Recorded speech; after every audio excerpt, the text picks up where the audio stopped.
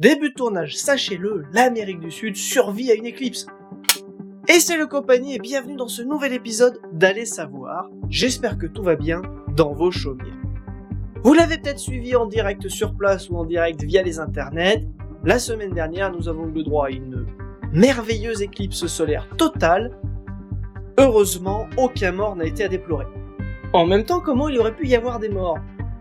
Fut un temps où nous avions quelques craintes, quelques superstitions liées aux éclipses. Encore aujourd'hui, certaines personnes en ont peur. Et voilà quoi. Oui, normalement, si tu regardes pas le soleil, si t'insistes pas trop. Par contre, oui, si tu regardes le soleil, ta vue va s'éclipser, ça va.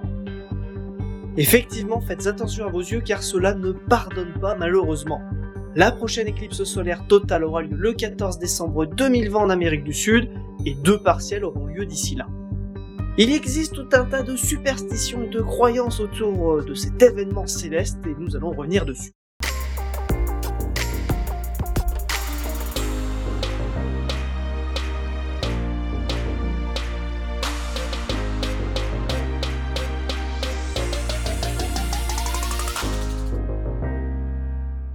Aujourd'hui, nous connaissons et comprenons presque tous la mécanique céleste qui est à l'œuvre derrière les éclipses. Presque tout le monde, malheureusement. Enfin bref, il existe 2 éclipses observables sur Terre, l'éclipse solaire et l'éclipse de lune. L'une correspondant à la lune qui passe entre notre étoile et notre planète. Ainsi, son ombre est projetée sur la Terre. L'autre éclipse étant la lune qui passe dans l'ombre de la Terre, le tout orchestré par le soleil. Ces 2 phénomènes ont pu inquiéter, être synonymes de chaos, voire présage de la fin des temps. Ils pouvaient être comparés aux séismes, éruptions volcaniques ou autres catastrophes naturelles. Le soleil est vu pour beaucoup de civilisations comme un astre de vie, voire un dieu vivant. Sa disparition, dans le cadre de l'éclipse solaire, pouvait donc logiquement être considérée comme un très très gros problème. Tout comme la lune qui devient rouge lors de l'éclipse lunaire. Par exemple, la plupart des armées refusaient de se battre un jour d'éclipse par superstition. Cependant, chez les Grecs notamment, les éclipses lunaires pouvaient apparaître comme bénéfiques et magiques. Astronomes et astrologues de l'Antiquité se sont intéressés à ce phénomène et assez rapidement des calculs assez précis apparurent pour prédire ces phénomènes étranges. Dès l'Antiquité grecque, nous supposions que la Terre tournait déjà autour du Soleil, même si nous n'en avions pas la preuve et que cela restait une vague hypothèse évoquée par Aristarque de Samos. Du côté des Chinois, il y a environ 4000 ans, à chaque éclipse solaire, nous avions le même rituel. Ils pensaient que ce phénomène était lié au monstre Taoti qui essayait de dévorer le soleil. Les astronomes de l'époque calculaient les jours d'éclipse. Et s'ils se trompaient, c'était la mort assurée pour eux. Quelques jours avant l'éclipse, l'empereur et ses dignitaires entamaient un jeûne. Puis lors de l'éclipse, des archers décochaient des flèches en direction du soleil pendant que l'empereur jouait du tambour. Tout cela afin de faire fuir le monstre. Ainsi, grâce à cet effort, le monstre ne mangea jamais notre étoile. Du côté des Vikings, le soleil était une déesse chevauchant un sublime char afin d'illuminer les 9 mondes. Cependant, 3 loups, aussi appelés wargs, la pourchassent. Ainsi, l'éclipse est une énième tentative de ces créatures de manger le soleil.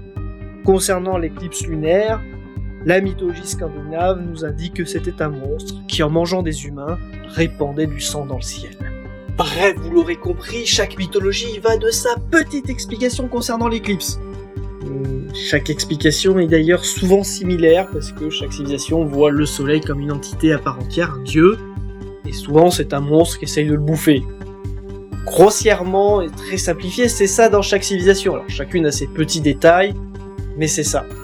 C'était à l'époque considéré comme une catastrophe naturelle, mais aujourd'hui nous savons que ce phénomène est assez simple, nous comprenons très bien sa mécanique, et cela n'a aucun effet néfaste réellement pour nous, contrairement à un séisme, un tsunami ou autre catastrophe naturelle. Alors c'est pas que je veux leur donner de l'importance, mais du côté complotiste, comment on explique les éclipses là ? En parcourant le site de référence des platistes, c'est-à-dire le site de la Société de la Terre plate. Et oui, il y a une Société de la Terre plate. Bon, bref. On peut s'apercevoir qu'apparemment, le Soleil et la Lune, eux, sont bien ronds. Contrairement à la Terre qui, elle, est bien plate. Bon, pourquoi pas, admettons. Elon Musk, en 2017, a fait un tweet très intéressant, il se demandait, que lui il veut aller sur Mars, pourquoi il n'y avait pas une société de la planète Mars plate. Ce à quoi le Twitter officiel de la société de la Terre plate a répondu que non, parce qu'on avait observé que Mars était ronde. Alors à moins que je sois vraiment bête, mais il me semble qu'on peut observer que la Terre est ronde. Non mais à un moment donné, il faut arrêter de chercher de comprendre, hein, parce que quand on me sort que l'éclipse de soleil est la preuve, une des nombreuses preuves pour prouver que la Terre est plate, bon, moi j'abandonne au bout d'un moment. Tout ça parce que, sur une Terre plate, la trajectoire de l'éclipse, elle est parfaite, c'est un arc, très joli arc parfait. J'ai l'impression d'entendre ceux qui croient au crop circle, oh là là, c'est parfait, hein, en termes de géométrie, tout, oh, c'est parfait. Et puis, quand on prend sur un globe, c'est moins joli. Mais c'est juste de la géométrie, enfin, rien de compliqué derrière. Mais apparemment c'est trop trivial, c'est moins joli, alors vu que c'est moins joli, c'est moins vrai. Par contre, l'éclipse de lune, ça pose pas problème, hein, l'ombre de la Terre sur la lune. Et justement, c'est là que ça devient intéressant.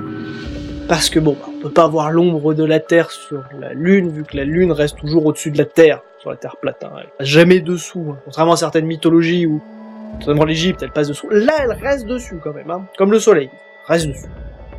Et là, on nous sort un astre, inconnu au bataillon, notre planète, un objet, on sait pas trop, qui orbiterait autour du soleil, et qui ferait une ombre sur la lune, quand il serait bien aligné.